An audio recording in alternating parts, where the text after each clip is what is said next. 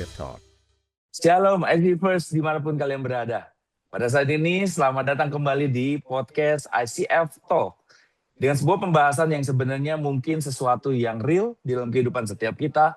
Kita pernah mengalaminya, mungkin juga kita berbenturan dengan ada prinsip-prinsip tertentu yang bagaimana aku harus bersikap, khususnya kita sebagai anak-anak Tuhan. Dan kali ini saya tidak sendirian, saya Pendeta Reddy Stefanus bersama dengan Halo, Venia di sini. ya, kami berdua dan kami pada saat ini memang tidak hanya sekedar berdua, tapi ada seorang narasumber yang tidak ada bersamaan dengan satu tempat dengan kami. Oleh karena itu kami menggunakan Zoom. Nah, di dalam Zoom ini ada Pendeta Indrianti Limanta. Beliau adalah seorang pengajar dari STT Satya Bakti Malang. Ya, beliau juga adalah yang membantu di dalam penggembalaan suaminya di gereja Ebenezer, GSJA Ebenezer, Surabaya. Tanpa berpanjang-panjang lagi, mungkin mari kita sama-sama menyambut Ibu Ingrid, Pendeta Indrianti Limanta. Ibu mungkin boleh sedikit memperkenalkan diri, mungkin memperjelas lagi dari apa perkenalan yang saya sudah sampaikan. Terima kasih Pastor Reddy, juga Venia, dan juga saudara sekalian. Saya biasa dipanggil dengan nama Ibu Ingrid. Saya memiliki hati ketertarikan yang sangat kuat terhadap pelayanan konseling. Ya, sejak saya lulus sarjana teologi ya, dari tahun 1985, jadi ketahuan deh ya. Sudah 40 tahun menjalani pelayanan ini, dan ketertarikan dan hati untuk melayani konseling itu masih terus bertumbuh dan kuat. Ya, dan saya bersyukur di 2019 saya bisa menyelesaikan studi saya untuk konseling Kristen di Asia Graduate School of Theology di Philippines, ya.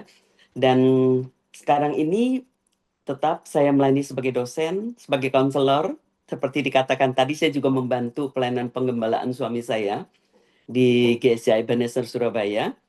Dan juga kami di Sakti, kami sekarang punya counseling center yang diberi nama Empowerment Counseling Center.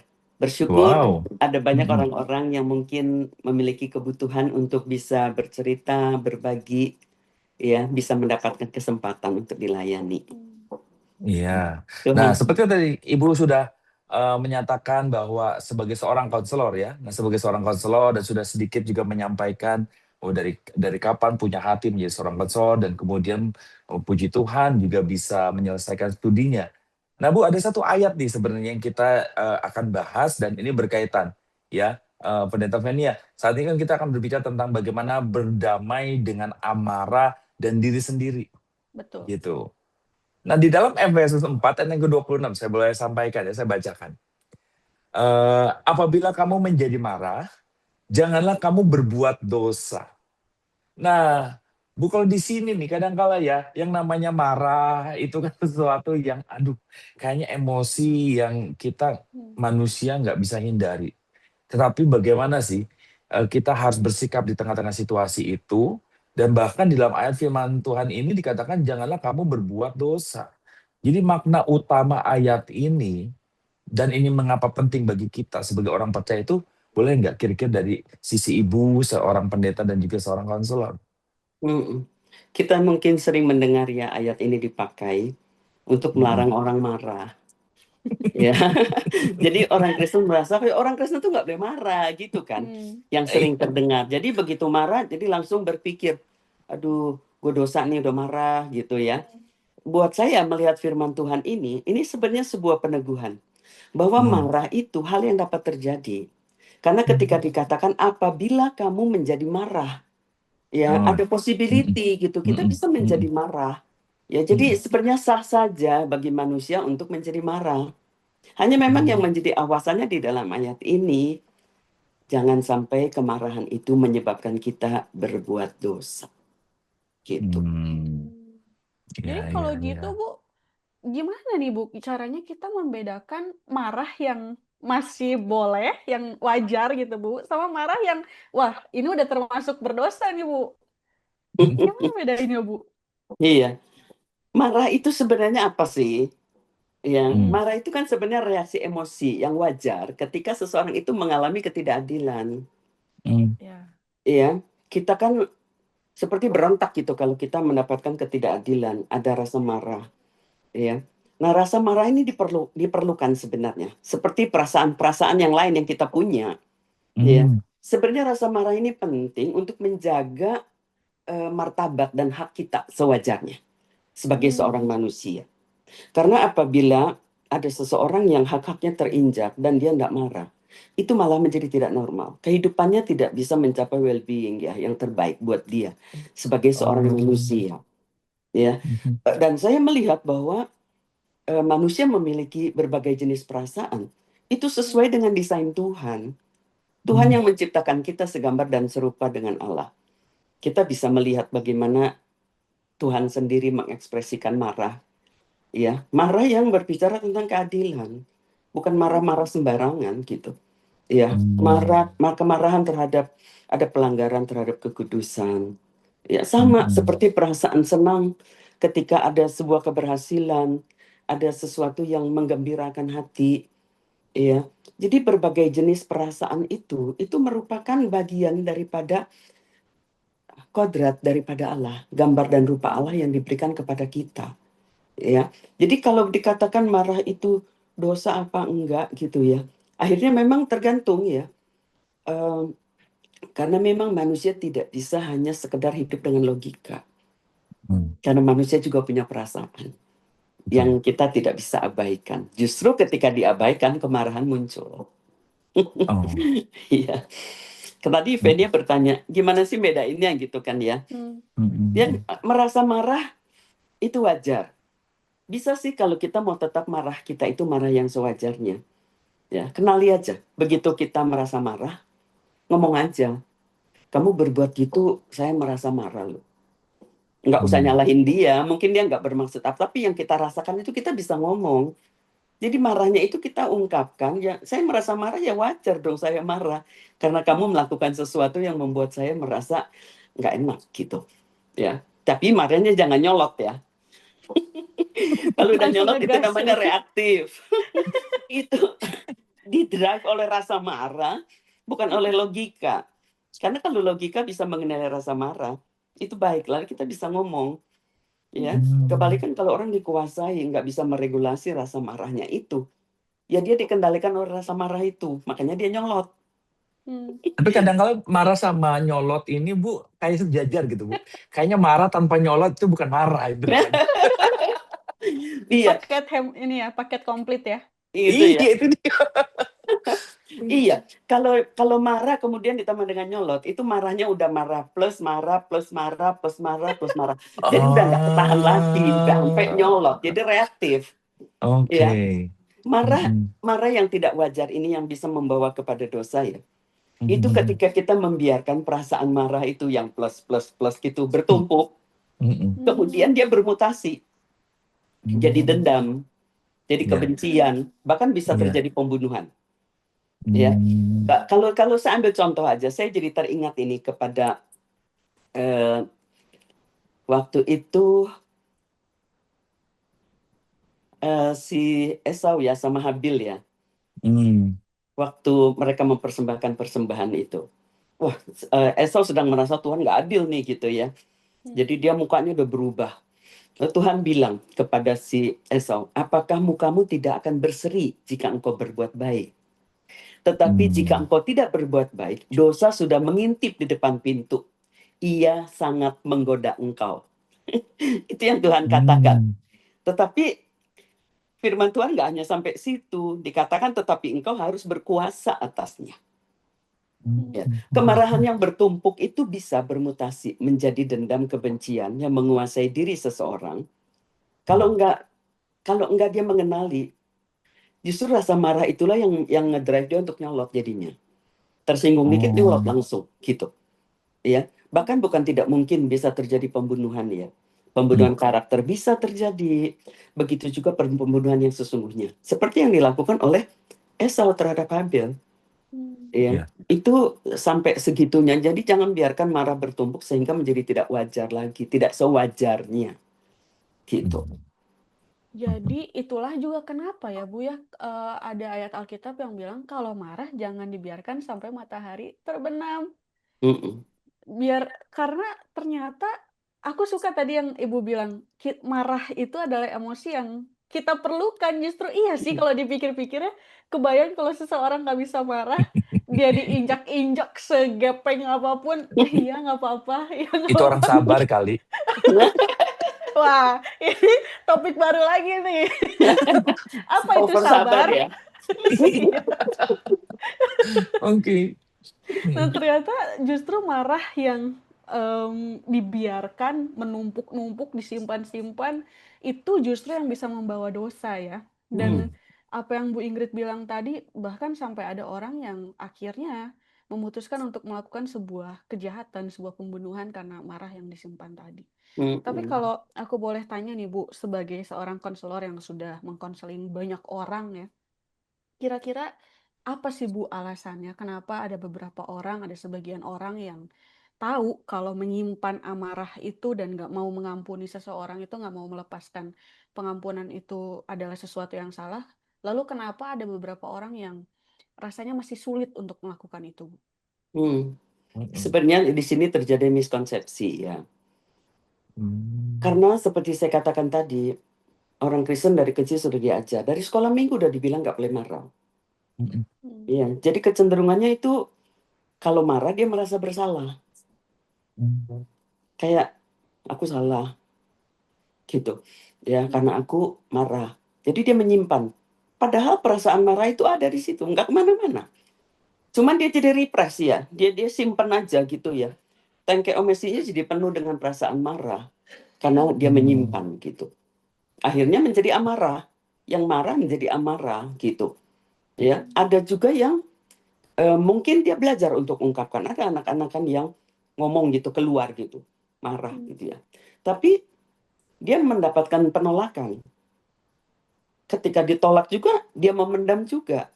Dinasehati lagi tidak boleh marah dan seterusnya dan akhirnya memilih diam. Tetapi sesungguhnya sebenarnya dia mengalami ketidakadilan itu. Nah, ketika menyimpan kemarahan ini, ya, si klien ini merasa gelisah, merasa cemas. Memang marah adalah bentuk emosi negatif ya, yang reaktif. Marah ini punya kekuatan yang luar biasa, reaktif dan mengakibatkan orang itu kurang mampu akhirnya untuk mengendalikan emosinya. Ya, justru sebenarnya ketika orang berusaha untuk mengendalikan tapi dia tidak mampu, dia tuh bisa reaktif. Ada sesuatu kejadian aja yang sebenarnya itu enteng-enteng aja, nggak ada masalah apa-apa. Itu dia bisa reaktifnya luar biasa, bahkan kemudian dia bisa menjadi agresif. Ada orang yang secara verbal bisa menjadi agresif, kata-katanya itu sangat melukai. Tetapi ada orang juga yang melakukan tindakan-tindakan yang kemudian juga untuk menunjukkan kalau dia marah. Buat dia itu sah aja. Ya, tetapi sebenarnya rasa marahnya itu yang sudah bertumpuk itu mensabotase logika berpikirnya. Jadi yang dia putuskan untuk dia melakukan tindakan reaktif agresif itu bukan sesuatu yang dipikirkan baik-baik, tapi karena rasa amarah itu yang ngedrive dia untuk melakukan hal tersebut. Ya. Dan banyak orang nggak bisa terima itu. Bahkan diri dia sendiri juga seringkali mengatakan bahwa ada orang yang datang ke konseling mengatakan, Bu, aku nih bermasalah dengan emosi aku, Bu. Aku nih tukang marah-marah. Aku nih dicap sebagai orang yang seperti ini. Jadi dia sudah menangkap untuk dirinya, dia menerima dirinya sebagai seorang yang pemarah, gitu. Karena memang sekitarnya sudah mengatakan gitu, karena memang ya reaksi dia yang reaktif dan agresif, gitu. Ya, dan kalau dia sampai merangkul itu sebenarnya kasihan, dia nggak mengenali gitu. Kalau itu akhirnya sebenarnya dia berawal dari korban yang kemudian akhirnya dia juga merangkul tuh apa yang dikatakan orang, kamu memang pemarah orangnya gitu, temperamental dan lain sebagainya. Korban yang menjadi pelaku ya jadinya. Betul. Gitu. Makanya jadi ini juga nih. Karena ada orang yang bilang kalau lagi marah, lagi emosi, jangan ambil keputusan. Ya karena tadi pikiran disabotase ya dengan emosi itu ya. Oke. Nah Bu, kalau misalkan begini, tadi kan ada juga istilah marah dengan amarah nih. boleh nggak Ibu kira-kira lebih memberikan sebuah contoh, contoh mana sih bedanya supaya nanti yang mendengarkan juga bisa tahu ini oh ini marah, oh ini amarah gitu, gitu. Ada dua kata nih masalahnya di sini. Nah, boleh nggak kira-kira Ibu menjelaskan mengenai dua kata ini? Jadi kapan kita bisa menunjuk, oh yang ini lagi marah, oh yang ini amarah, gitu Bu. Iya, sebenarnya ketika seseorang marah, ya, Mm-mm. itu sebenarnya nampak dari ekspresi wajah Ya. kalau dia marah. Tapi mungkin kalau marah itu adalah kali pertama dia merasakannya, ya, bukan Mm. amarah. Mm-mm. Dia tidak akan Ya. sereaktif itu, gitu, untuk kemudian menjadi agresif. Amarah itu Mm. sudah menunjukkan itu sebenarnya ada kekuatan emosi yang sudah berapi ya, kalau saya mau menggambarkannya gitu. Karena sudah tersimpan Mm. sekian lama. Jadi pengalaman Mm. yang lama-lama itu tersimpan. Jadi sebenarnya kita bisa melihat satu kejadian membuat kita marah. Kita Mm-mm. bisa kita ada orang yang mengatakan sudah biarin aja gitu. Ya. Ya, Hmm. tapi ya memang buat dia itu nggak ada apa-apa.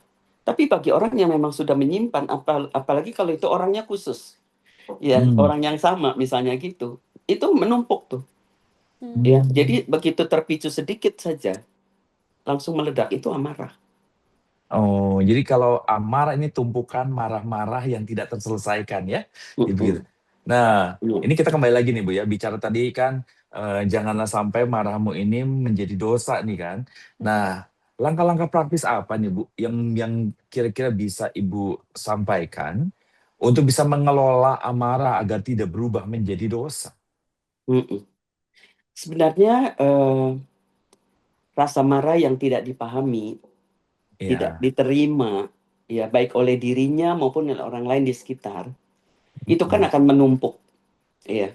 Dan pikirannya meyakini, bahkan bisa sampai kepada titik dia merasa bahwa kenapa hidupku ini tidak beruntung, ya. Oh, Karena kan merasakan ketidakadilan terus. iya. Ketika dia ingin berjuang dengan mengatakan, terjadi penolakan, ya, Mm. entah dengan berbagai macam nasihat begitu. Sehingga ini menumpuk gitu. Sebenarnya kita bisa mengenali rasa marah itu. Mm. Kalau di awal seperti saya katakan pertama kali kita merasa marah, ya, itu kita coba bisa diam, ya. Tadi kan dikatakan iya ya kalau harusnya dipikir dulu gitu ya, jangan bikin Mm. keputusan gitu. Nah sebenarnya ketika kita merasakan merasakan marah saja itu sudah hal yang baik karena banyak orang nggak merasa marah, tiba-tiba dia marah aja, Mm. mengekspresikan kemarahannya gitu. Mm. Jadi proses di mana kita berdiam, mungkin kalau istilahnya lebih reflektif ya, kok dia Mm. melakukan itu aku jadi marah ya, Mm. perasaanku kok jadi marah gitu. Itu proses dia mengenali marah. Kalau dia sudah Mm. sampai di situ praktisnya ya, ya kita bisa langsung kepada orang itu, sorry itu saya tadi ketika kamu mengatakan itu saya merasa sebenarnya ada perasaan marah loh yang muncul di hati saya. Mm. Itu menolong kita meregulasi emosi kita dan orang lain mengerti kalau kita tuh marah oleh karena apa yang kita dengar dari dia. Ketika Oke. dia bermaksud atau tidak nggak jadi masalah, tapi ini mungkin yang disebut dengan I message ya. Saya berbicara tentang Mm. diri saya, bukan saya menyalahkan orang lain gitu. Iya, iya. Ya. Oh, berarti praktisnya tadi diam dulu ya. Diam dulu, kemudian merasakan apa yang sedang muncul nih emosinya, ya, gitu kan. Jadi refleksi di situ dan kemudian sampaikan kepada orangnya mengenai apa yang dia rasakan. I message itu ya, gitu ya. Mm-mm. Mm-mm. Oh, oke, itu Iya. sih, itu praktis nih. Nah, sekarang kita sebagai orang Kristen ya, Bu ya, kita menyadari bahwa ada kuasa di atas doa dan juga firman Tuhan. Kalau menurut Ibu dalam sisi seorang konselor gitu, bagaimana peranan doa dan firman Tuhan ini di dalam proses meredakan dan menyembuhkan amarah itu? Nah, ada kaitannya nggak Bu di sini? Mm-mm.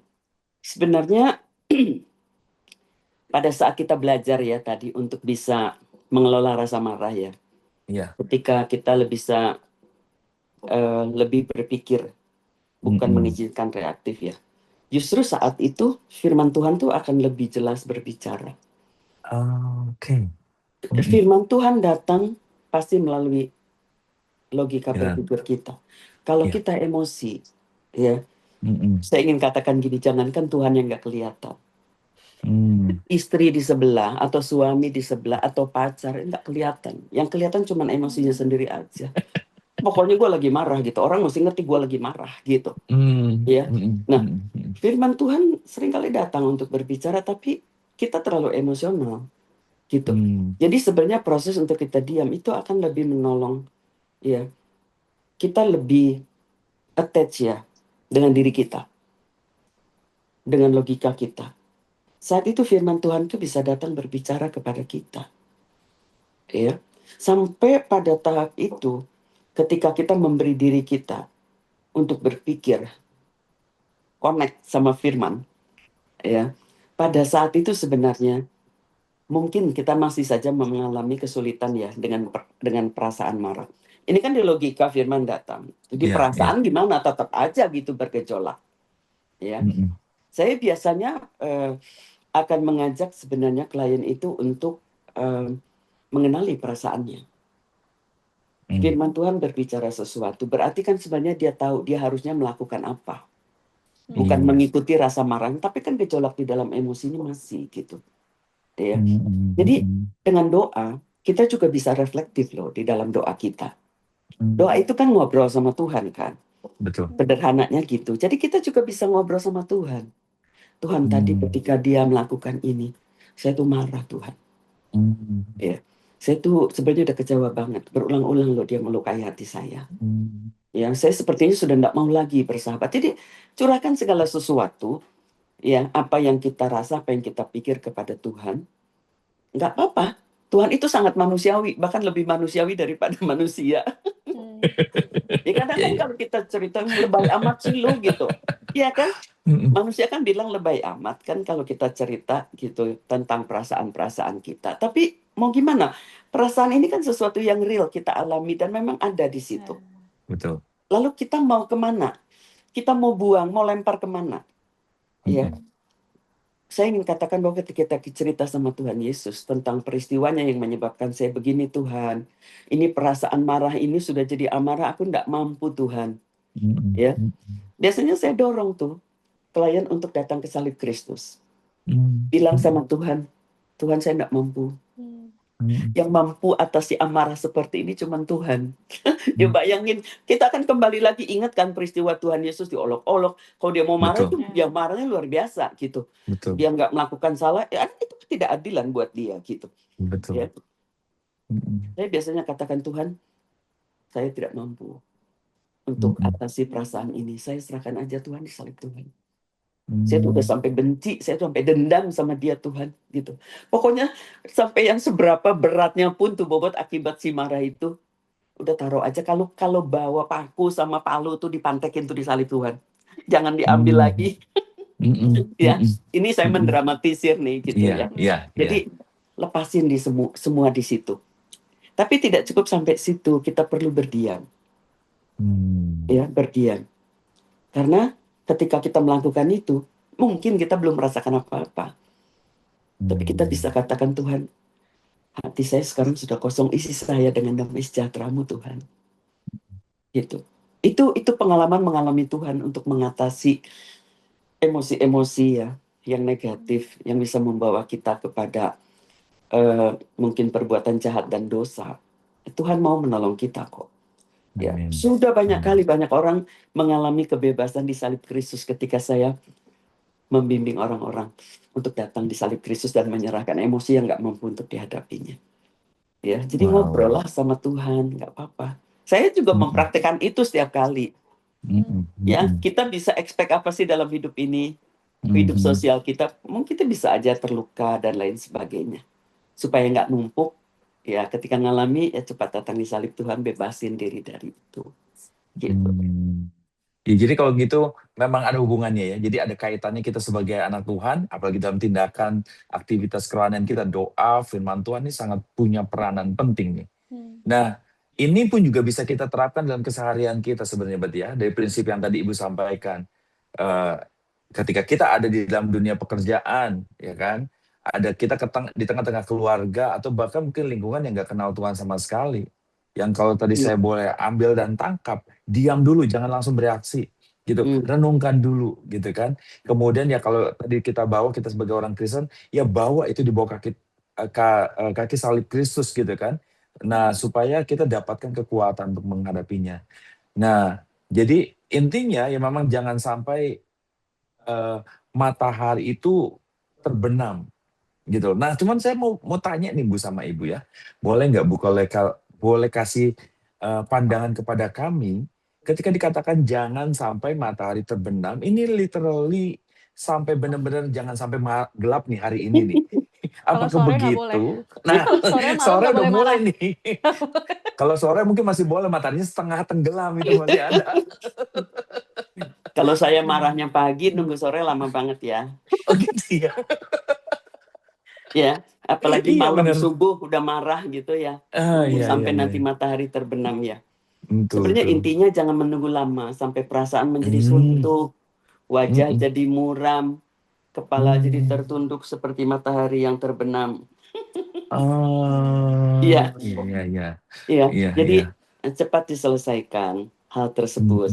Hanya memang kalau berbicara tadi kan dikatakan dalam hubungan sehari-hari ya, gitu, di Betul. keluarga, di tempat kerja, mungkin juga di pelayanan di gereja, bisa saja terjadi. Ya, namanya manusia ketemu manusia seperti besi menajamkan besi gitu kan ya. Iya, Gitu. Tapi kita bisa membangun karena ini sebuah relasi ya. iya. Bisalah kita membangun komunitas.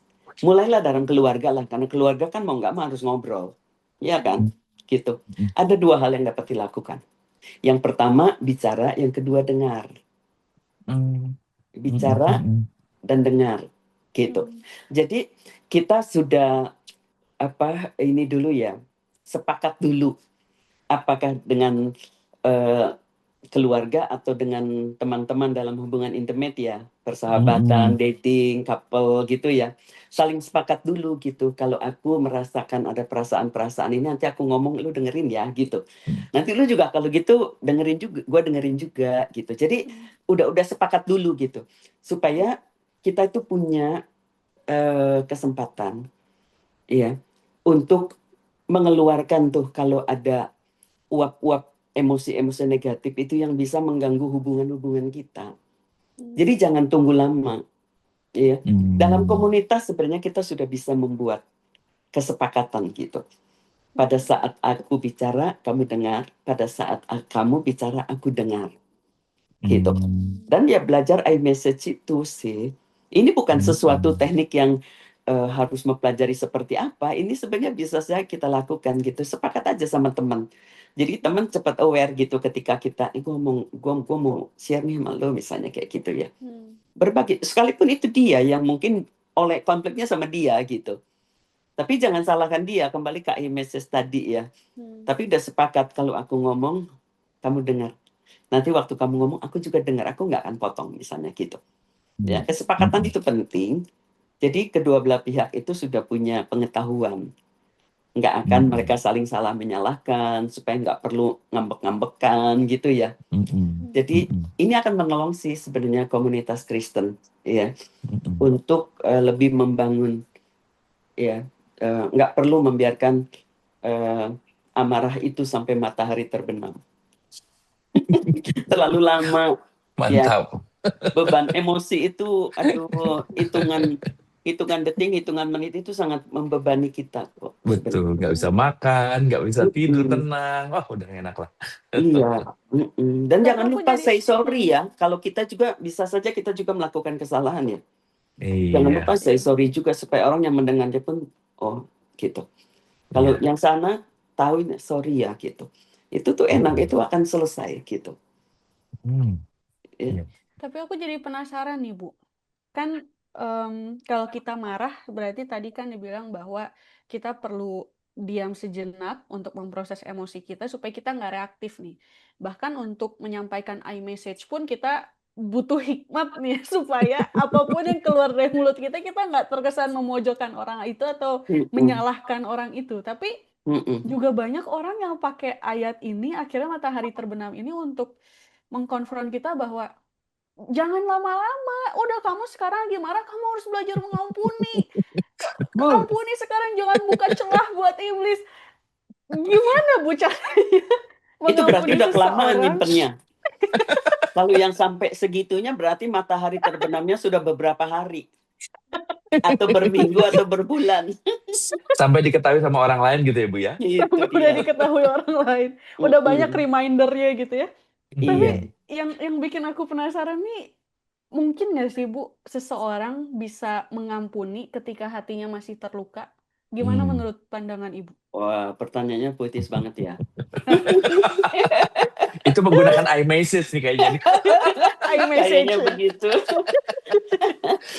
Iya, saya ingin mengatakan gini loh. Give time for yourself. Ya, untuk apa? Untuk berdamai dengan diri kita. Ya, jadi maksudnya jangan abaikan apa yang terjadi sampai bertumpuk, nggak diselesaikan. Karena luka itu nggak enak. Luka itu nggak enak sama sekali. Itu luka itu bisa mengakibatkan kecemasan. Ya walaupun mau melupakan tapi tetap aja keinget. Kalau ingat kita sakit lagi gitu. Itu kalau ulang-ulang begitu, itu sebenarnya creating kalau sampai kelamaan ya, ini sebenarnya bisa menjadi clinical anxiety loh. Ya, dan itu merugikan kita gitu. Ya. Jadi itu kalau sudah sampai akhirnya kepada mengampuni, kan tadi saya bilang say sorry ya gitu kalau memang salah. Jadi dicicil lah dikit-dikit. Memang tiap hari mungkin kita bisa aja dilukai atau kita melukai orang lain, bisa setiap saat kita ketemu bisa jadi gitu. Tapi kan kita semua growing ya, nggak harap sih nggak selalu begitu gitu. Tapi ketika kita sampai menyimpannya, give yourself time ya to have peace. Ya, dan itu yang tadi menghadapi rasa marah. Dalam hal ini sudah berbicara pengampunan ya. Pengampunan itu kita bisa selesaikan sendiri kok dengan Tuhan. Ya, itu mungkin yang namanya disebut dengan empathic forgiveness ya. Orangnya mungkin belum minta maaf sama kita, kejadiannya sudah berulang-ulang gitu. Tapi kita bisa ya, dengan kita datang ke salib Kristus tadi itu. Saya mengatakan begini, Kristus tentu yang menjamin bukan saya. Ketika kita datang dengan proses menyerahkan semua emosi negatif tadi di salib Kristus, dan dia mengganti dengan damainya, dengan pelukan hangatnya. Dan Yesus selalu genapi itu. Saya sangat percaya karena setiap kali saya membawa orang ke salib Kristus itu terjadi. Ya. Pada saat orang merasakan kehangatan kasih Kristus, itu pengampunan mengalir. Pengampunan mengalir. Itulah kuasa dari salib Kristus. Harus alami salib Kristus. Jadi yang saya maksudkan give yourself time ya. Ambil waktu ya untuk coming to the cross. Ya, ceritakanlah apa yang kalau kita cerita sama orang belum mengerti. Bahkan dikatakan lu lebay dan macam-macam. Bahkan mungkin kita dapat nasihat yang lebih bertumpuk. Gue tahu mesti mengampuni, tapi gue belum bisa, misalnya kayak gitu. Kita kan bisa mengatakan gitu. Tapi kalau di salib Kristus kita bicara apa adanya. Kita mengatakan aku belum bisa mengampuni Tuhan. Hatiku terlalu painful. Ini Tuhan, ini Tuhan. Ya. Dan itu saya pernah membimbing orang ya yang hatinya betul sudah terluka ya. Saya melihat itu hati itu panas tuh bum bum bum gitu. Ya memang ini sebuah penglihatan ya. Saya katakan apa yang terjadi dengan hati kamu, dia nangis langsung. Ya. Terus saya sangat yakin Tuhan ingin pegang hatinya itu. Saya bilang, yuk kita bawa hatinya ke Tuhan biar Tuhan pegang. Tuhan jaga, minta Tuhan jaga hatimu. Saya minta dia yang akan ngobrol sama Tuhan, bukan saya cuma bimbing. Dia bawa hati dia. Iya. Ya, manusia kan sangat imajinatif ya. Dia bawa hatinya di tangan Tuhan, minta Tuhan untuk jamah dan sembuhkan dan pegang jaga hatinya. Dan betul Tuhan jaga hati dia. Tuhan sembuhkan. Pada saat itu terjadi, dia sendiri lepas dari semua beban itu. Ketika beban itu semua sudah lepas, ada orang yang care. Itu saatnya dia sudah rela sekarang melepaskan pengampunan. Pengampunan itu takes time. Apalagi bagi orang yang terluka dengan sangat, nggak bisa dipaksa, ampuni, jabat tangan, ayo rekonsiliasi, nggak bisa kayak gitu. Itu proses. Jadi your personal ya dengan Tuhan, gitu. Walaupun masih terluka masih bisa, asal Bukan datang kepada manusia, datang kepada Dia yang akan memulihkan hati yang sudah luka itu. Karena Tuhan Haleluya. mau pulihkan hati yang terluka itu. Tapi Bu, pertanyaan selanjutnya, kalau kita sudah berdamai sama diri kita sendiri nih Bu, terus kita pengen berrekonsiliasi lagi sama orang yang bersangkutan ini. Kita pengen berdamai sama orang tersebut. Nah, tapi masalahnya orangnya ini yang nggak bisa diajak berdamai nih Bu. Padahal kita udah berusaha, kita udah berdamai sama diri kita pengen bangun lagi hubungan, kita pengen menyelesaikan, membereskan hubungan yang pernah rusak ini. Tapi orangnya ini nggak bisa diajak kerja sama, Bu. Gimana nih, Bu? Kita harus bawa dia ke Tuhan ya, Bu ya. Belum tentu dia mau. Itu dia. Ya. Seperti saya katakan tadi, pengampunan itu bisa sepihak, tapi rekonsiliasi tidak bisa. Dan kita tidak bisa memaksa orang yang belum mau berdamai untuk Betul. berdamai. Tidak bisa. Ya, kadangkala orang yang mendapatkan pelanggaran ya, yang sulit kan untuk diberdamai karena belum bisa mengampuni. Tapi begitu dia bisa mengampuni, dia akan rela untuk berdamai. Gitu. Jadi sebenarnya yang diajak berdamai ini siapa? Gitu. Apakah si pelaku? Saya memakai misalnya si pelaku pelanggaran, ya, atau si korban pelanggaran. Kalau terhadap si korban, dia belum siap untuk berdamai, ya, mungkin dia sudah mengampuni, cuma untuk rekonsiliasi belum bisa ini. Tentunya ada beberapa kondisi yang kita harus pertimbangkan. Contoh aja kalau suami istri ada KDRT dan memang sudah membahayakan, ya, sudah ulang kali ini berdamai tapi dia tetap aja kena KDRT. Sekarang dia sudah sampai titik mengampuni dan dia mengatakan mungkin kali ini saya ambil waktu, belum mau berdamai. Karena berulang kali saya sudah melakukan, saya sudah mengampuni dia. Cuma dia yang belum siap untuk hidup berdamai. Karena pasti dia akan melakukan kejahatan lagi. Ya, jadi mengampuni sepihak bisa. Karena kita dengan Kristus, lalu kita bisa melakukan itu. Empathic forgiveness. Tapi untuk bisa berdamai rekonsiliasi, ada kondisi-kondisi yang harus kita pertimbangkan. Memaksa seseorang untuk rekonsiliasi itu juga tidak baik. Nanti itu tidak otentik ya. Itu hanya sesuatu yang dilakukan ya untuk nyenengin Pastor Edi aja ya, jabatan tangan. Itu. Iya ya, padahal segala sesuatu di hadapan Tuhan telanjang dan terbuka ya Bu ya. Oke, nah Bu sekarang gini nih. Tadi udah banyak hal kita berbicara tentang marah, mengatasi, mengenali amarah itu. Saat ini adakah pesan yang bisa Ibu sampaikan buat pendengar nih? Pendengar yang saat ini sedang menyimpan nih Bu. Menyimpan amarah, mencoba untuk mengatasinya, atau bahkan luka batin. Adakah pesan yang mungkin bisa Ibu sampaikan, encouragement kepada mereka? Saya ingin mengatakan bahwa marah itu wajar. Ya. Menumpuk marah itu sampai kemudian menjadi dendam. Bagi dunia ini mungkin wajar. Tetapi itu bukan kehidupan yang diinginkan oleh Tuhan untuk well-being kita. Ya, karena ketika kita menyimpan itu lebih melukai diri kita daripada melukai orang lain. Karena kita sedang membawa backpack yang isinya batu-batu yang berat ya. Perjalanan kita jadi berat begitu. Padahal, iya gara-gara dia gitu. Iya gara-gara dia. Tapi kita yang memutuskan untuk menyimpan di backpack kita sampai kita jalan itu berat begitu. Ya, karena kalau marah itu kemudian berubah menjadi amarah, ada dendam. Ya, itu merugikan kita sendiri. Jadi, kalau saran saya, ketika kita tahu marah, segera kita belajar untuk memanage ya, untuk meregulasi emosi itu ya, untuk mengenalinya dan